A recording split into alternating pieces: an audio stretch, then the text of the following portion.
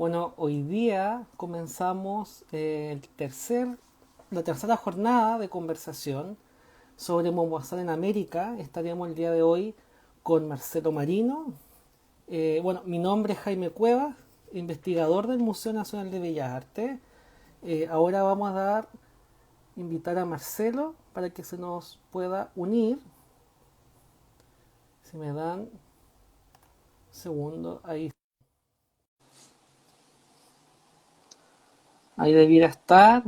Hola Juan Carlos, ¿qué tal? ¡Aló! Aló, Marcelo, ¿cómo estás? Estamos. Bien, ¿y tú? Todo perfecto, muy bien, muy bien. No Dale, vos haces tus avisos parroquiales y yo me quedo callado un rato. Bueno, para los que se nos están uniendo el día de hoy, agradecer su participación. Eh, el día de hoy, como les contaba, tenemos la tercera jornada o la tercera conversación sobre Mombasa en América. Esta vez nos estará acompañando Marcelo Marino, un gran historiador del arte, que ahora nos acompaña desde Inglaterra. Estaremos hablando sobre moda, vestuario y representación de lo masculino en el siglo XIX. Contarles también que este ciclo sobre Mombasa en América se inserta en un proyecto del mismo nombre que comienza el año 2017 y en Chile es coordinado por el Museo Nacional de Bellas Artes, en Argentina por el Museo Provincial de Bellas Artes Franklin Rawson y también en conjunto con la Universidad Adolfo Ibáñez acá en Chile, el Centro Nacional de Conservación y Restauración, el Instituto Tarea de Argentina, además de la Pinacoteca de Sao Paulo, el Museo de Arte de Lima en Perú y el Museo Histórico Nacional, entre muchas distintas instituciones. Somos un gran equipo, de hecho. Eh, Así que nada, pues Marcelo, te presento, como Dale. venía diciendo, Marcelo Marino. Él es licenciado en Historia del Arte por la Universidad Nacional de Cuyo, en Argentina, ex becario CONICET y ha sido docente en muchas universidades en Argentina, así como también en el Museo Nacional de Bellas Artes de Buenos Aires y el Instituto Rojas de la Universidad de Buenos Aires, curador también, colaborador en investigación sobre colecciones de moda y textiles, y sus investigaciones principalmente se han centrado en la representación de la indumentaria en las artes visuales del siglo XIX y el siglo XX, los discursos del cuerpo y de la política y la formación de modelos de la masculinidad y la feminidad. Muchas ¿Cuántas cosas? cosas, Marcela, sí. ¿Cuántas cosas? No me preguntes qué significa todo eso porque es mucho. Eh, sí, bueno, eso soy yo más o menos. Eh, Bueno, y también quiero decir y dar la bienvenida, o sea, que nos están acompañando en este minuto Roberto Amigo, quien es el coordinador general del proyecto. También está Emanuel, que es el director del Museo Provincial de Bellas Artes, Franklin Rawson. Elaine Díaz, que también es una querida investigadora de Brasil y colaboradora del proyecto. Alberto Sánchez también, mira, se nos están uniendo Todo muchas personas, todos. me Así da como que, vértigo porque así nombres ahí apareció Laura Malosetti, Laura, bueno, que tuvieron su intervención, Laura hace 2 semanas, Natalia Masluf también quería claro, la semana pasada, y bueno, y nos dejaron, como decía ayer, la vara bien alta para tratar de seguir hablando de estas cuestiones, ¿no es cierto?, que tienen que ver con nuestro Momboazán y, y bueno, y el proyecto en general, y lo maravilloso de este proyecto que cada uno, ¿no es cierto?, aporta desde su interés, que eso es lo valioso. sí, es lo rico también, de que cada quien pueda aportar desde su lugar también y ampliar también la mirada sobre esto. Bueno, para comenzar, Marcelo, quería hacerte una pregunta, Dale. que comenzamos con todos nuestros queridos invitados. ¿Cómo fue que tú te interesaste desde la historia del arte en poder, o sea, centrar tu estudio en este tipo de asuntos? ¿Cómo comenzó? Siempre repito a ver, que yo nunca dejo de ser un historiador de arte, ¿no es cierto? O sea, por más que inclusive se me presente un historiador de la moda o cuestiones así, tal, ¿no es cierto? Es decir, me parece que todos buscamos aprender algo de las imágenes, ¿no es cierto? Y aprenderemos algo en virtud de las, antes que sean las preguntas que le hagamos, ¿no es cierto? Claro. Y mis preguntas tenían que ver ¿cierto? Con cómo se construye una apariencia. Más que siempre, y siempre digo, o sea, más que moda, a mí me interesa la apariencia. La apariencia es mucho más que la moda. Está más ligada, ¿cierto? A lo material, a la vestimenta, es decir, a la ropa, ¿no es cierto? Y la apariencia es mucho más compleja. Códigos, Como, gestos, de sociedades, es decir, es un cuerpo que se mueve, un cuerpo que posa y un cuerpo que termina representado, ¿no es cierto? Y lo interesante es ir de esa imagen a ese cuerpo, ¿no es cierto? A ese cuerpo vestido, cómo comunicaba, cómo se relacionaba, y bueno, esa negociación también, ¿no es cierto?, entre el artista, que fija eso en una imagen y la apariencia, teniendo en cuenta que también las apariencias son mentirosas, la moda es mentirosa, las imágenes son todo un creo, espacio ahí, ¿no es cierto?, para dilucidar, y encontrar esas subjetividades detrás de la imagen. bueno, Dale. Marcelo, tomando de lo que tú decías, también quería hacerte, bueno, algo que saqué de un texto tuyo que me gustaría Sí, citar, algo, una cita que tú haces ahí, y hacerte una pregunta que tiene mucho que ver sí. con lo que tú decías al principio. Sarmiento, Domingo Faustino Sarmiento, nos decía en el siglo XIX lo siguiente: toda civilización se expresa en trajes y cada traje indica un sistema de ideas entero. En ese sentido, es como tú lo ilumbrabas ya, el tema del vestuario como un asunto de representación. Y en este sentido, quisiera preguntarte también lo siguiente. ¿Cuál sería la relación que tuve entre esta historia de la moda, la historia del arte, y el tipo de análisis, o más bien la información que nos entregaría en cuanto a representación o dispositivo de representación eh, Sí. para los distintos análisis? ¿Qué información nos entrega? Bueno, básicamente la historia de la moda cuando se cruza con la historia del indumentario, uno de los básicos y más automáticos usos que siempre ha tenido es ser un instrumento de datación, ¿no es cierto? Claro. Primero y principal, o sea, datar la obra, eh, que muchas veces no dimensionamos, y esto es una práctica que los del siglo XIX estamos muy acostumbrados constantemente estamos datando Sí. obras, ¿no es cierto? O Es lo como una, intentamos. o intentamos, ¿no es cierto? Pero por ahí no caemos en la cuenta de cuánto lo hacemos, ¿no es cierto? Y la indumentaria es una gran ayuda para datar obras.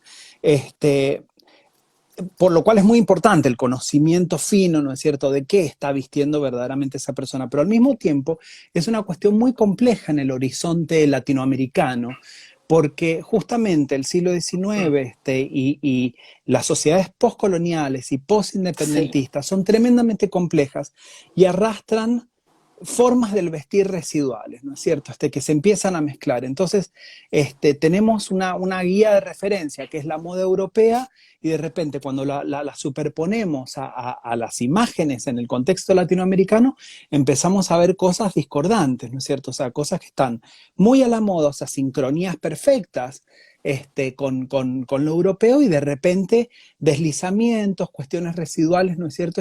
Y es muy complejo, o sea, datar a partir de lo que vemos de la indumentaria. Por eso, o afinar como podríamos hacerlo en el contexto europeo. Entonces, la historia de la moda es más que una ayuda, ¿no es cierto? Y que un instrumento ahí. Pero después, cuando ya entendemos, ¿no es cierto?, a la moda como una apariencia, es decir, cuando empezamos Sí. yo siempre digo, no solo es la ropa, es el peinado, son las joyas, son los guantes, son los accesorios, es la pose, es Claro, los decir, gestos también. eso es lo que nos va a permitir ir afinando, ¿no es cierto?, mucho más la datación e ir teniendo una idea, ¿no es cierto?, de lo que es esto, definir una apariencia. Y de la apariencia también saltar a la subjetividad, ¿no es cierto?, a la subjetividad de ese personaje que está representado ahí. Con Natalia la semana pasada hablaban de esta idea, ¿no es cierto?, de que los retratos en determinado momento se transforman en un documento histórico, o devienen pintura, ¿no es cierto?, histórica en cierto sentido. Y muchas veces cuando caen en ese género, ¿no es cierto?, en el género histórico, estas imágenes, o sea, son imágenes de héroes, de pro-hombres, de pro-mujeres, se nos pierde un poco esa subjetividad, ¿no es cierto? Y, Claro. y una de las cuestiones, uno de los dispositivos para llegar a la subjetividad puede ser el estudio de la apariencia, ¿no es cierto? O sea, cómo se vestía esa persona, qué gustos tenía al vestirse y qué pautó esa persona con el que la está retratando. Ya sea el pintor, el daguerrotipista, el fotógrafo, ¿no es cierto?, más adelante hacia fines del siglo XIX, es decir, todos estos tipos de negociaciones de cómo quiero verme, sacan un poco a ese personaje, ¿no es cierto?, de estos panteones de personajes históricos y nos acercan un poco más a las sociabilidades, ¿no es cierto?, a qué sentían, a las aspiraciones, ¿no es cierto?, de estos personajes, eh, y bueno, o sea, esos serían más o menos los usos extendidos un poco de la historia Claro. de la moda, es decir, pasar desde lo mecánico instrumental, ¿no es cierto?, a una cuestión que tiene que ver con un discurso mucho más complejo. Y en el contexto de más o menos lo que a mí me interesa ver, es la formación de subjetividades masculinas, femeninas, es decir, qué es construir una masculinidad, ¿no es cierto?, a partir de la indumentaria en este Mm. momento, una feminidad, es decir, o lo intermedio, ¿no es cierto? O sea, no quiero ser binario acá, es decir, Claro. porque hay un montón de deslizamientos también ahí que decimos, bueno, a ver, ¿qué pasa, no es cierto? O sea, ¿por qué aparecen modas que son afeminadas y son entendidas como masculinidad, no es cierto? Y bueno, porque estos cuerpos también, como hablaban también la semana pasada, estas tradiciones en transición, ¿no es cierto? Estos cuerpos que van transicionando de los modelos cortesanos, ¿no es cierto?, de masculinidades a masculinidades burguesas, que en Mm. definitiva van a ser masculinidades que las vamos a terminar entendiendo más, ¿no es cierto?, o nos resultan un poco más cercanas estos modelos, ¿no es cierto? Más o Sí. menos ese sería el uso que yo hago de la historia del indumentario. No, y que de hecho, a propósito de lo que tú dices, y pensando en Montbazán, sobre todo en este Montbazán en América, el asunto de cómo se articula de manera bien compleja en el tema de la retratística también, porque sin duda la retratística se articula con ese asunto y por lo que desprendo de lo que tú dices, también esto es un asunto muy político, política del Sí, cuerpo, ¿cierto? No es solo de un asunto de, no quiero decir meramente estético, pero no. también hay una cosa que está bastante cargada ahí. Sí, porque, o sea, son las disputas, ¿no es cierto?, de estos cuerpos, es decir, Claro. cómo estos cuerpos van ganando territorios en lo social, ¿no es cierto?, en lo político, es decir, y por otro lado, el tema bueno, del retrato, ¿no es cierto?, como un dispositivo también de estatus que al tiempo, a ver, que el retrato, estaba hablando esta tarde, nos mandamos unos mensajes con Laura Malosetti, y yo le decía en un momento, qué difícil ser pintor después de David, ¿no es cierto? Qué difícil ser pintor después de David, pintor francés después de David.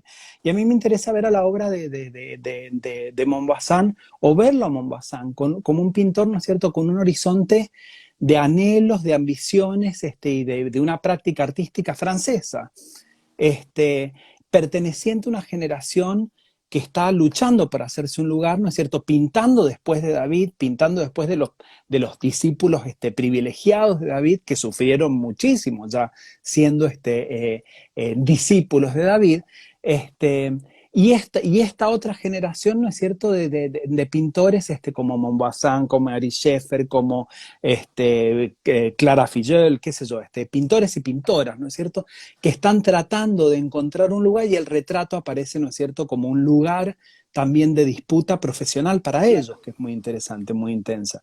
Y en este sentido, el retrato también se va a ver dinamizado por diferentes dispositivos que van a poner en cuestión el tema de la apariencia, ¿no es cierto? Y ya aparecen de repente los retratos orientalizantes, los retratos en donde hay pintores que son mucho más específicos y especialistas en trabajar la indumentaria, en trabajar las telas, en trabajar un tipo, ¿no es cierto?, de retrato, qué sé yo, de repente pensamos siempre pensamos en estos pintores como pintores que están entrenados, por ejemplo, en pintar desnudos, en pintar composiciones históricas, pero nunca los pensamos también como pintores tremendamente entrenados para pintar el cuerpo vestido. Porque por un lado, es decir, tienen que cumplir con este anhelo, este horizonte, esta ambición, ¿no es cierto?, académica, que está relacionada con los salones también y con las instituciones artísticas, pero por el otro lado también tienen que satisfacer una clientela que les Sí, está pidiendo que manejen, ¿no es cierto?, que manejen muy bien otros lenguajes. Entonces, también me parece interesante eso, o sea, muchas veces como historiadores de arte del 19 enfocamos mucho en estas prácticas académicas, que tienen que ver con este cuerpo, ¿no es cierto?, ideal, este cuerpo vestido, y siempre, y nos olvidamos, ¿no es cierto?, de lo bien entrenados que muchos de ellos estaban, y de otros que tuvieron que entrenarse a la fuerza, en esto de representar cuerpos vestidos y con poses diversas, ¿no es cierto?, más atractivas. sí. Y bueno, y una de las cosas que como decía recién, también que uno de los dispositivos que se mete ahí es el dispositivo orientalizante que permite también molestar el género, ¿no es cierto? Em, Que de hecho sí, vamos a hablar un poquito más adelante sí, de sí, estos temas orientales, ahí como para ya adelantando. Y de hecho yo quería rescatar algo que también estuvimos hablando nosotros, que este mismo asunto de la necesidad de representar la indumentaria, las telas, como tú también decías, este mecanismo de soluciones visuales, por decirlo de alguna manera, también en función no solo de lo que se dice siempre, o sea, de este mundo académico, sino que también de la exigencia de un mercado que ya mm, propiamente en el siglo XIX, y también de una moda, una cosa que también va, o sea, cada 10 años, o menos, no sé, va cambiando, y siempre tener que estar ahí como actualizándose. sí, y aparte también tiene que ver con el contexto, ¿no es cierto? Es decir, yendo específicamente a Montbazin, los retratos que él pinta en París de estos muchachos chilenos, no sé si los tenés por ahí, de Sí, José Manuel Ramírez Rosales, este, y, eh, y Mariano Egaña, vamos por... para mí son no sé si los tenés por ahí como para irlos mostrando, ese es el de Ramírez Rosales y también está el de Gaña, que son para mí pintados, ¿no es cierto?, con un gusto tremendamente francés, con un detallismo en la diferencia de las texturas, en la pose, en los elementos que él ha elegido para que acompañen, inclusive la posición del reloj te está diciendo que Gaña es un personaje que tiene funciones públicas, ¿no es cierto?, y políticas quizás más comprometidas que las que está teniendo Rosales, es decir, el retrato romano de Rosales con un aire romántico, si se quiere, ¿no es cierto?, mirando hacia afuera de la composición, con un chaleco de una tela que se llama nanquino, mahón, que es una tela amarillenta, que era rasgo distintivo de estos jóvenes, ¿no es cierto?, que tenían como una aspiración o veleidades románticas, artísticas, literarias también. Es decir, él está pintando Montbazin estos retratos con un horizonte y con una convicción pictórica, ¿no es cierto?, que lo mete en ese espacio de debate con los otros retratistas franceses del momento. En tanto que cuando Montbazin comienza su carrera de retratista en Latinoamérica, sus retratos se estereotipan en cierto sentido, ¿no es cierto? Y él empieza a encontrar otras diferentes soluciones pictóricas para representar la apariencia que son más convenientes, ¿no es cierto?, al contexto, al contexto chileno, al contexto latinoamericano, sudamericano, o sea, no solo chileno, ¿no es cierto? Y lo podemos definir, o sea, los retratos, las pinturas que él pinta en Buenos Aires son distintas a las que pinta en Chile. Es decir, hay diferentes estrategias, ¿no es cierto?, que él va explorando en la pintura de retrato, y muchas de esas estrategias tienen que ver con lo, con la indumentaria, ¿no es cierto?, y con la apariencia. De hecho, a propósito de eso, lo que tú mencionabas recién, que el Rosales Egaña, una cosa quizás como un detalle tan particular como el reloj, estaría anunciando una construcción social o una situación social o una búsqueda de representarse también bien distinta, ¿cierto? Sí, bueno, ahí también está entre medio el otro retrato de Rosales, ¿no es cierto? Que es un retrato bueno, Rosales es un personaje que lo estamos tratando de desentrañar con Gloria Sí, Cortés Aliaga, ¿no es cierto? Porque tiene toda una serie de representaciones muy fantasiosas y artificiosas en relación con la indumentaria. Y lo bueno es imaginar, ¿no es cierto?, qué tipo de negociación hubo con Montbazán para que lo representara que de hecho lo voy a de ese mostrar, momento. porque como tú dices, de Rosales tenemos Sí, tenemos también que está, ¿cierto? sí, Y sí, tenemos este tercero. sí, en ese yo estaba trabajando, o sea, por ejemplo, ese retrato tiene que ser de 1827, 28, es decir, cuando Rosales está en París, y lo que está utilizando Rosales ahí no coincide, pero para nada con la moda del momento, es decir, está utilizando un calzón, un pantalón corto, es decir, a la rodilla, que es como un culot, eh, que no tiene nada que ver con la ropa que se utiliza en esos momentos, que se están utilizando pantalones largos, y ese tipo de zapato tampoco, es decir, son elementos resabios del antiguo régimen, o puede ser que Rosales esté vistiendo un disfraz, es decir, o una ropa de baile, en uno de estos bailes, ¿no es cierto?, que se hacían en la época de Luis Felipe, donde eran invitados, ¿no es cierto?, a vestir ropas a la usanza del ancien régimen. Y bueno, y todas estas cuestiones, ¿no es cierto?, uno las mira y de repente mira el cuadro y no se da cuenta que hay algo ahí, ¿no es cierto?, que no está Claro. coincidiendo con la época. Entonces, bueno, ahí hay una construcción, ¿no es cierto?, de este personaje como un personaje que está asumiendo, está asumiendo diferentes, ¿no es cierto?, a ver, posturas y diferentes poses, ¿no es cierto?, en esta sociedad que ellos también están probando y están probando y están descubriendo. Y también están probando, ¿no es cierto?, este cuerpo, esta expansión de lo masculino, que bueno, que nada, que se va transformando el cuerpo y se va erotizando también el cuerpo mucho más, es decir, algunos personajes van a tratar, van a usar más colores, van a usar más texturas, otros directamente en un momento vos me habías preguntado algo sobre el negro también, ¿no es Sí, de cierto? hecho quería preguntarte justamente lo mismo, porque o sea, en el texto que tú escribiste para el libro de avance de Montbozán en América, justamente tú indicabas que el color negro o el negro se estaba presentado en ese minuto como un asunto de moda, o sea, era como el código que ocupaban los hombres, y en el caso también de gente más joven, como este Rosales Romano, también cierta vinculación con el dandy, ¿no? Sí, a ver, hay varias cuestiones, ¿no es cierto? No solo es el color negro, sino que también es lo ajustado del traje. Vamos a hablar un poco primero del color negro, que tiene que ver con estos burgueses, ¿no es cierto? Intelectuales, románticos, el negro también, algunos historiadores de la moda dicen, bueno, el negro estiliza, y eso es una verdad también, ¿no es cierto? El negro da prolijidad.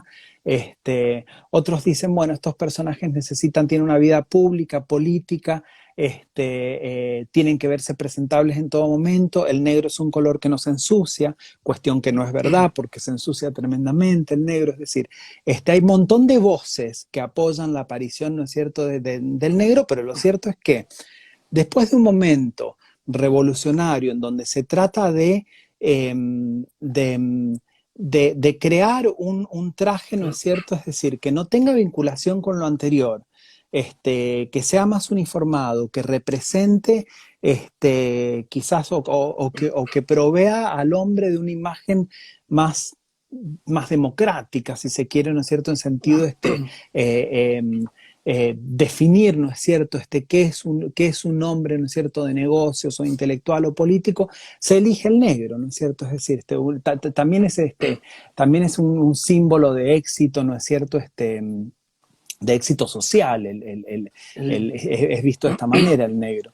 Pero por otra parte también empieza a aparecer un interés por el cuerpo en este momento, ¿no es cierto? mm, Entre el principio del siglo XIX y 1840, 1850, es muy interesante ver cómo los tratados de sastrería están ¿Ya? cada vez más interesados por medir, mensurar, ¿no es cierto?, este cuerpo, y afinar todo lo que tiene que ver con la moldería para el cuerpo del hombre.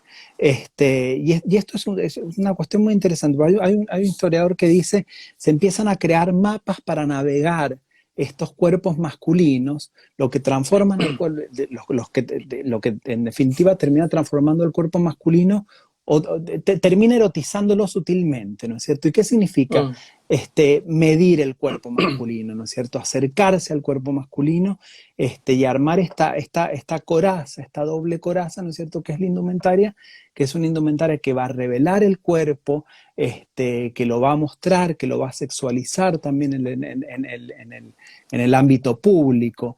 Es decir, mm. entonces me parece interesante ver cómo en el caso, ¿no es cierto?, de Rosales, él juega con todos estos elementos, ¿no es cierto? Sí. Con todos estos elementos de erotizarse, ¿no es cierto?, Mm.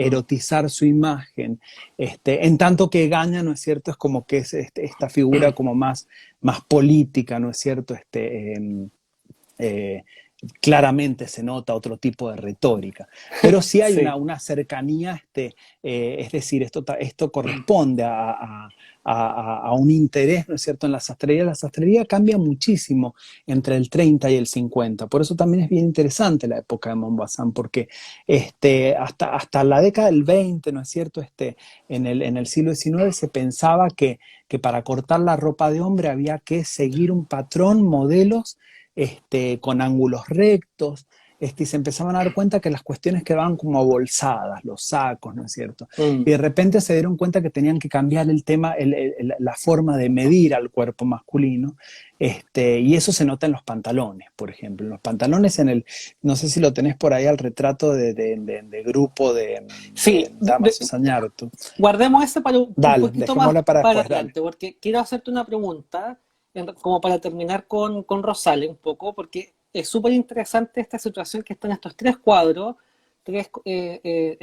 mostrados de tres maneras distintas, y hay una pregunta que quisiera hacerte en relación a este tercer retrato, que lo voy a mostrar ahora, eh, en Sí, relación también al uso del color, que es un asunto muy, muy distinto, y en relación a eso mismo, también el tratamiento que le generaría, o sea, que trabaja Montbazán en relación a la figuración de los textiles, los sí. coloridos, oh, se ve ahí sí. Y de hecho, Perfecto, ahí, sí, y ahí este hay un detalle, adornito, sí, que no y, puedo desentrañar qué es ese adorno, es como un alfiler de corbata, en definitiva, ¿no es cierto? Pero, o un anillo en una cadena, o sea, la verdad que no la he visto en vivo a la obra y es difícil desentrañar. Pero esto que mostrás del chaleco también hace referencia a las modas inglesas de este momento. Y esa doble corbata, verde y roja ahí, jamás vi algo parecido, y sobre todo una corbata verde y roja mira, superpuesta a una negra. Es decir, no logro todavía desentrañar si eso es o una broma que está haciendo el mismo Rosales, ¿no es cierto? O qué exactamente, o un elemento decorativo. Ahí dice Gloria Cortés, dice, las joyas son reales. sí, Bueno, habría que ver qué eran esas.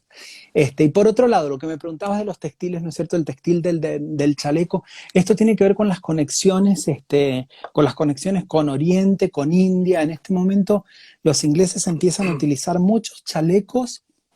este, muchos chalecos que están confeccionados con textiles indios.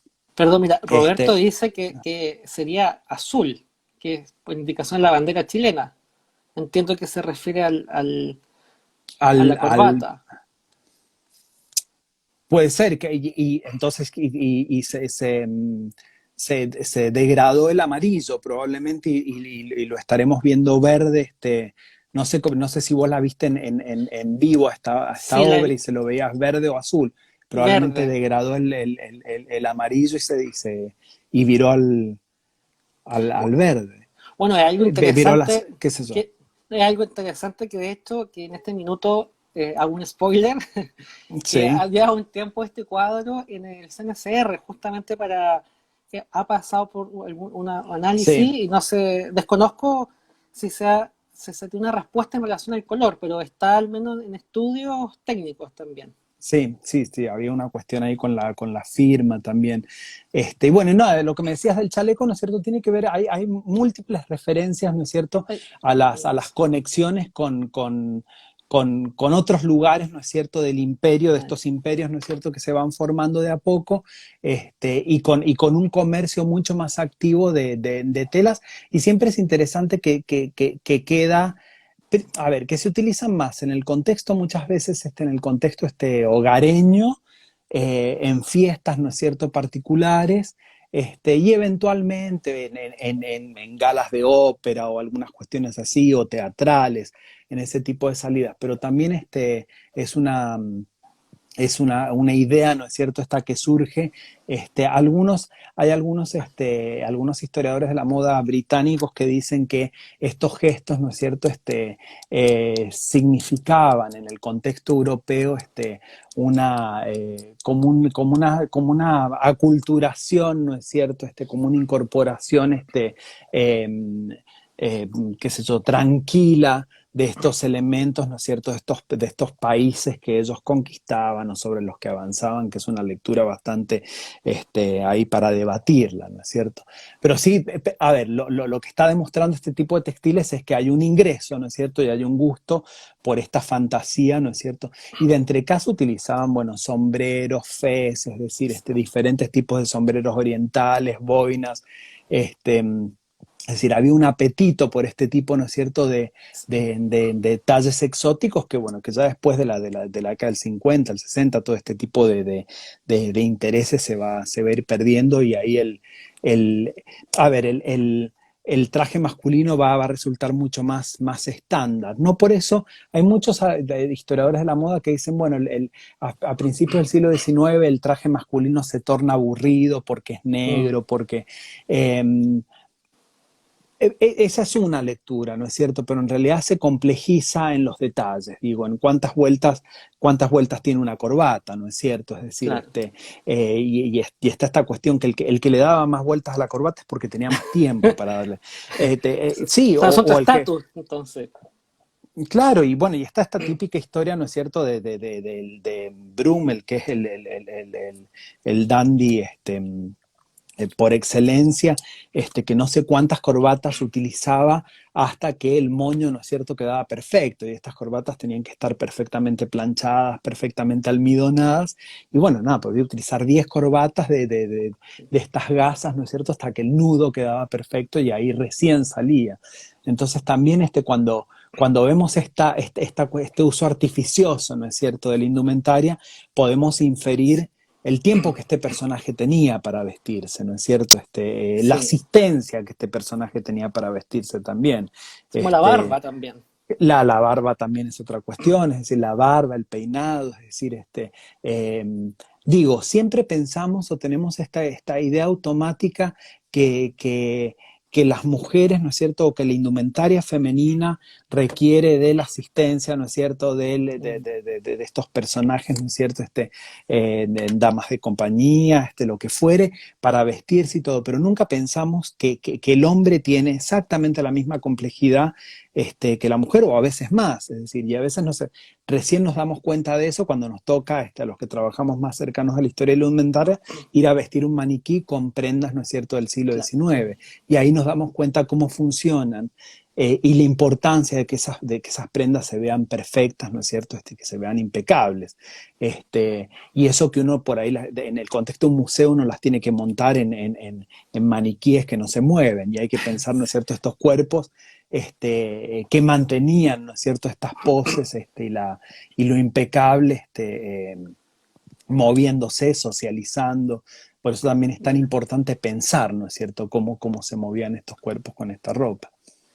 Marcelo, y a propósito, o sea, de lo que tú dices, esta construcción finalmente de lo masculino por medio de la indumentaria, los gestos, los accesorios, también existen, que tú ya lo anunciabas, otro tipo de masculinidades que estarían visualizar estas obras orientales, orientalistas Ujú. de Montbazán. Si Sí, pudiéramos hablar un poco de eso, que voy a sí, poner, mostrar la obra por excelencia, que también está acá en Chile. sí.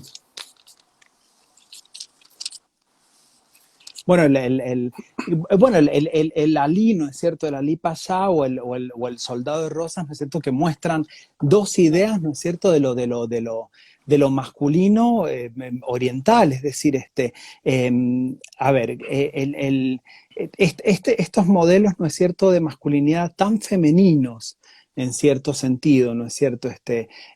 Son muchas veces permitidos. El orientalismo funciona como un dispositivo que permite representar al hombre en esta imagen como déspota, cruel, ¿no es cierto? Como el pasá, o indolente, ¿no es cierto? Y femenino como el soldado de rosas. Es decir, en este dispositivo, el elemento importante, ¿no es cierto? El elemento central, o por lo menos en el soldado acá que lo estamos mirando, ¿no es cierto? Es en cierto sentido un gran protagonista, es la indumentaria, ¿no es cierto?, de Claro, este sí. soldado. Es decir, cómo caen estos pliegues, ¿no es cierto?, cómo se ven ese chiripá, ¿no es cierto?, como con encajes. Es decir, esta mirada, ¿no es cierto?, suntuosa que tiene Montbazán sobre la ropa, que en cierto sentido, nada, es decir, se contradice con lo que uno espera, ¿no es cierto?, de la imagen de un soldado. Pero el dispositivo orientalista me lo hace creer, ¿no es cierto? Es decir, me lo hace ver como algo posible, es decir, como una subjetividad masculina posible. Digo, este personaje, ¿no es cierto?, extendido con su cuerpo, ¿no es cierto?, con esta pose tan inusual. Es creíble gracias al uso que está haciendo Montbazán de la indumentaria en ese retrato, es decir, a la manera en la que la muestra a la indumentaria. Claro, como tú decías, un poco la preocupación también por el lugar que ocupan, en definitiva, de estos Sí, personajes. Eh, sí, Tengo una pregunta sobre otra obra, pero antes quisiera saludar a quienes nos están acompañando, recordar que sí. estamos conversando con Marcelo Marino, ¿cierto?, sobre moda, vestuario y representación de lo masculino en el siglo XIX. Así que, dicho esto, hay otro asunto que particularmente a mí me interesa bastante también, Sí, que es el asunto de la hora de la porteña, ¿cierto? Y cómo está, sí, la voy a mostrar ahora, está este niño en el fondo, sí. también, un niño, ahí sí. Uy, Sí,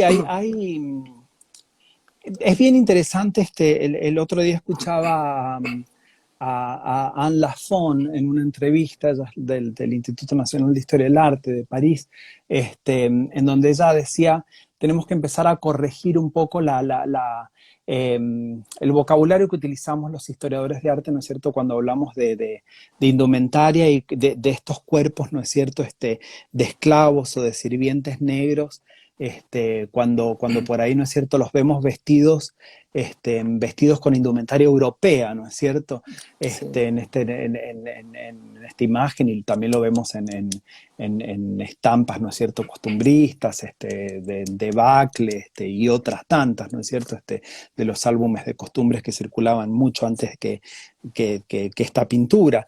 Y muchas veces, ¿no es cierto?, tendemos a analizar, bueno, a este esclavo, ¿no es cierto?, o a este sirviente, perdón, negro, y decir, bueno, está vestido, ¿no es cierto?, a la usanza europea o lo que fuere.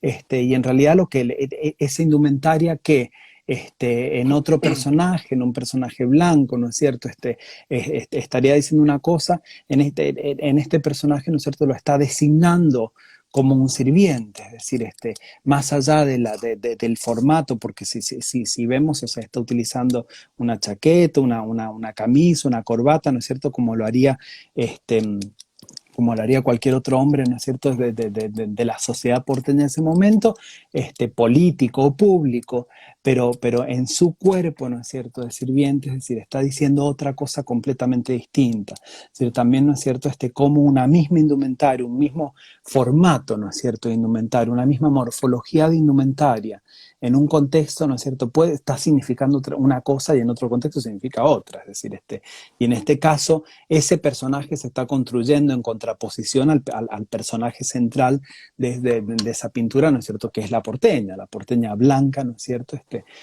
asistida por este personaje vestido a la europea, que bueno, justamente, ¿no es cierto?, pone de relieve el carácter de sirviente de este personaje. Entonces también, ¿no es cierto?, la indumentaria nos permite también entender muchas veces algunos sirvientes, en el contexto, por ejemplo, de la pintura brasileña de este momento, algunos sirvientes aparecen enjollados y bueno, y muchos historiadores construyen un discurso, ¿no es cierto?, de la ornamentación y bla, bla, bla. Bueno, esa ornamentación en realidad lo que está haciendo es designar ese cuerpo como un cuerpo esclavo, un cuerpo sirviente, ¿no es cierto? Claro, un cuerpo Un cuerpo esclavizado. sometido, un cuerpo, claro, y un cuerpo sometido. Entonces es interesante leer también esas cuestiones en la indumentaria, porque muchas veces nos quedamos, ¿no es cierto?, en una lectura de superficie y bueno, y hay otras cosas que se están revelando ahí de una dinámica social eh, diversa, distinta. Claro, en ese sentido, en este caso específico habría aparentemente una racialización, ¿cierto?, de este vestuario en función del rol social que tiene, que además se enfatiza por el lugar que ocupa dentro del cuadro, o sea, detrás, Sí. cabizbajo, cerca de la esquina, que también son Sí, composiciones, y todo este juego, ¿no es cierto?, de posesión y el color de la piel, ¿no es claro, cierto?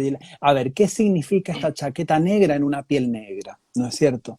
claro. ¿Qué significa? ¿Qué significa qué pasa? O sea, ese cuerpo, ¿no es cierto?, que es continuidad del vestido de ella en el fondo,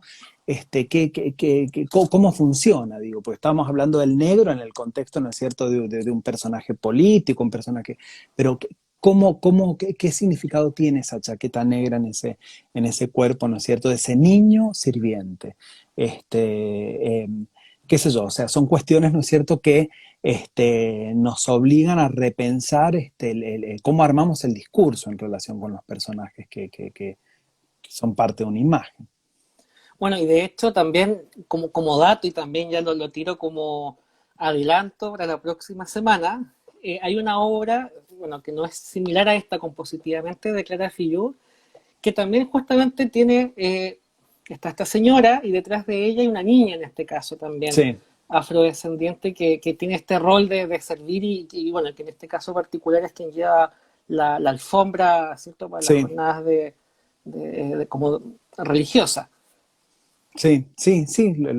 Bueno, lo que también crea un contraste, ¿no es cierto?, tremendo entre esa ropa, entre lo poco práctico de esa ropa, y las actividades que estos personajes tenían que desarrollar, lo incómodo, ¿no es cierto?, de estar vestido de esa manera, y de repente tener que desarrollar actividades de sirviente, digo. Es decir, como una doble, ¿no es cierto?, un doble abuso, si se quiere, o Sí. sometimiento. Estamos haciendo también una lectura un poco capaz que anacrónica, pero está bien porque hay que, o sea, extendemos, ¿no es cierto?, la interpretación de la imagen y bueno, y se encuentran otros sentidos que pueden servir para entenderla mejor. Sí, bueno, y también, como para terminar un poco de esta obra, porque hay una obra clave que me gustaría que pudiéramos ver, es que también no es menor que sea un niño. O sea, en la época era bien habitual la esclavización de Sí, niños en el continente por un asunto económico. O sea, de hecho, Montboisan, en su segunda venida a América, en 1849, en Brasil, compra dos hermanos que se los trae a Chile a vivir a la claro, hacienda Los Molles, que eran dos niños que sin duda fueron separados de sus padres, ¿cierto? Y eran afrodescendientes.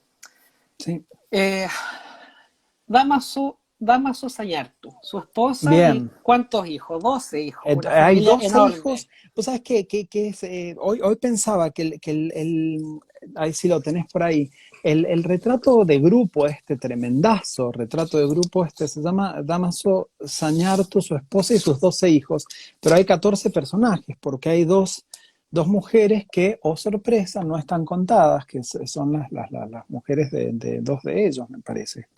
Hemos estado ahí con Juan Manuel Martínez tratando de identificar cada uno de ellos, y bueno, y estamos encontrando algunas cuestiones bien interesantes en esta imagen, pero sobre todo a mí lo que me llamaba la atención era la complejidad de la composición, ¿no es cierto?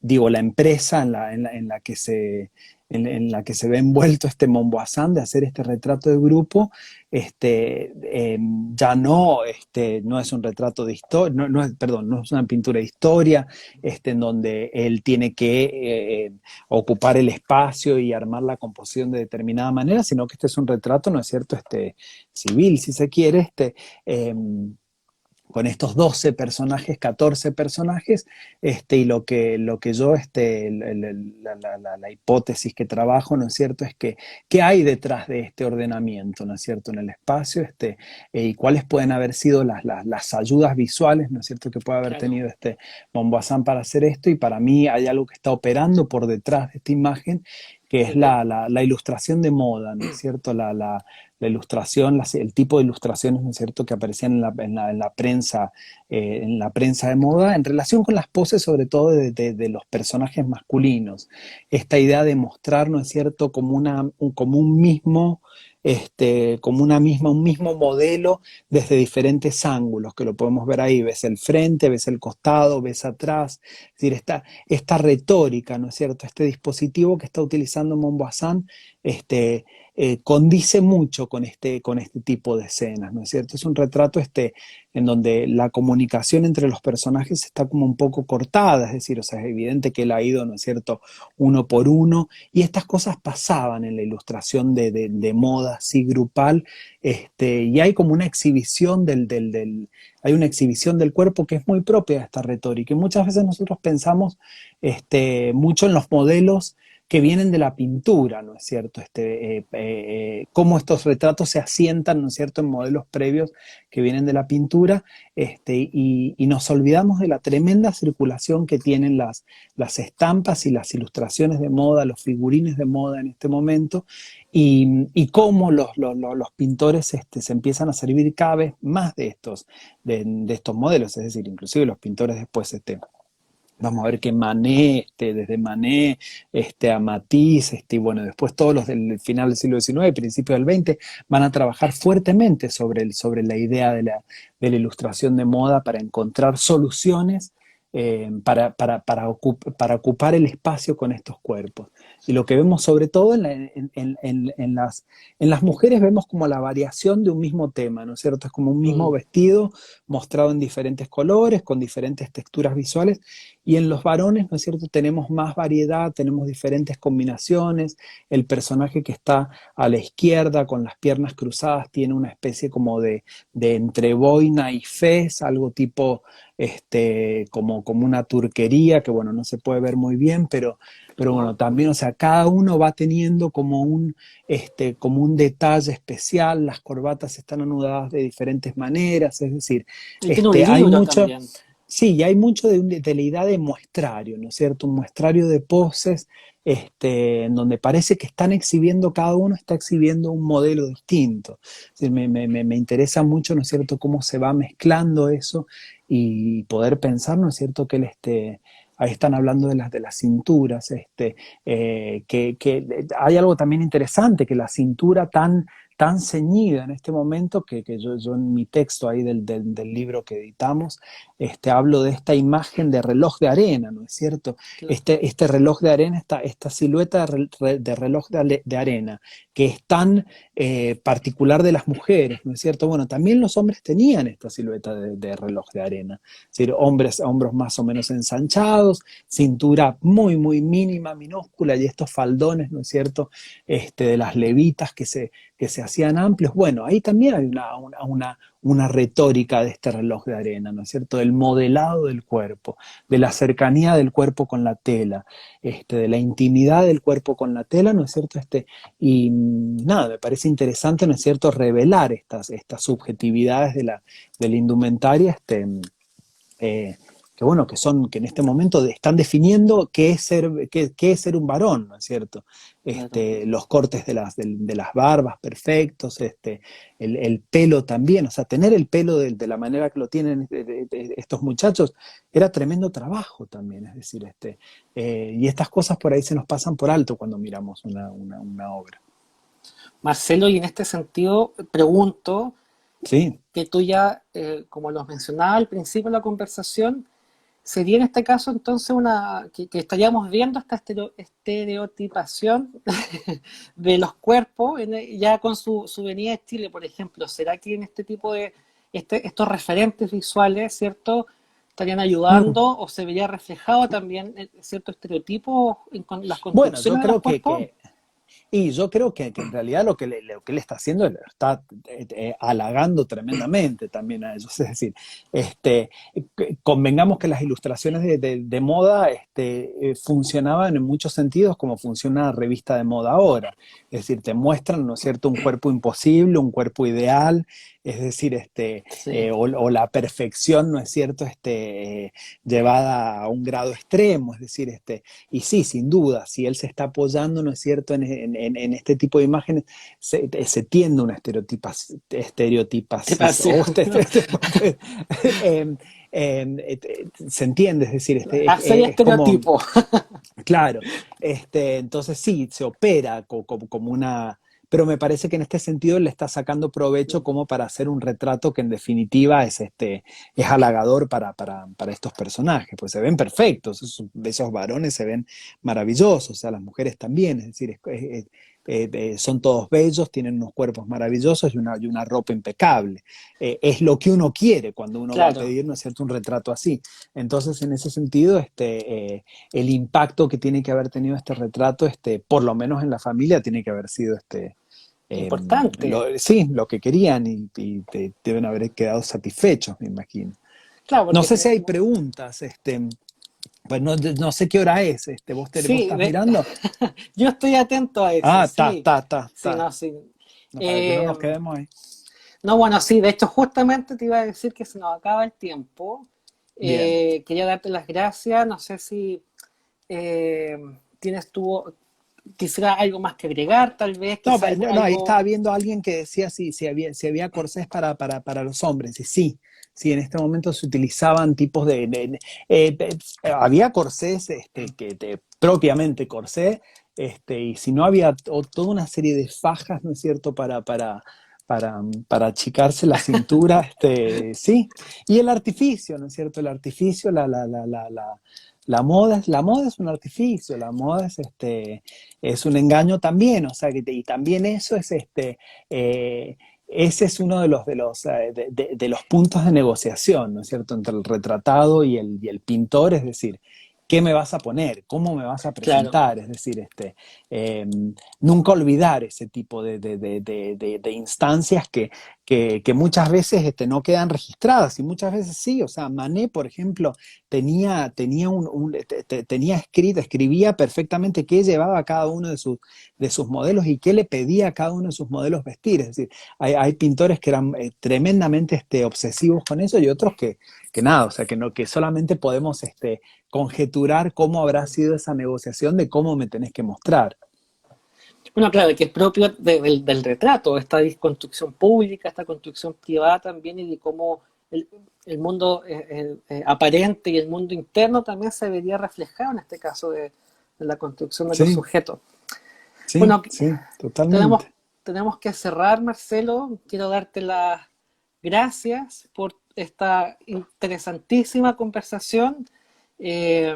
Algo que yo creo que, o sea, que seguramente podemos sacarle mucha punta, si lo voy a decir así, sobre todo si pensamos en la gran obra, o sea, el volumen de trabajo que tiene Mombasa, algo que queda sin Mm, duda por seguir reflexionando.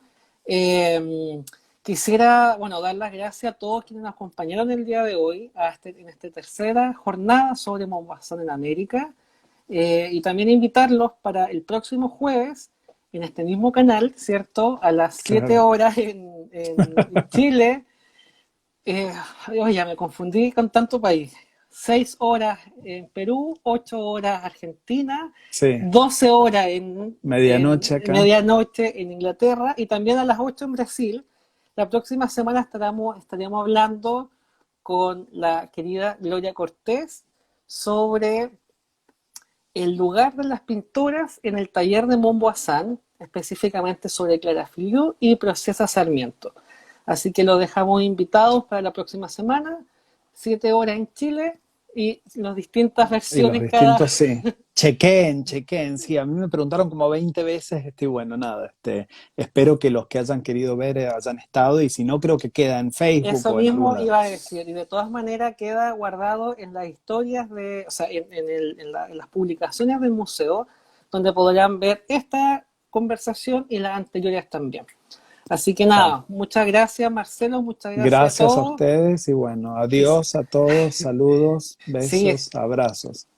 muchas gracias, que estén bien. Chao. Chao.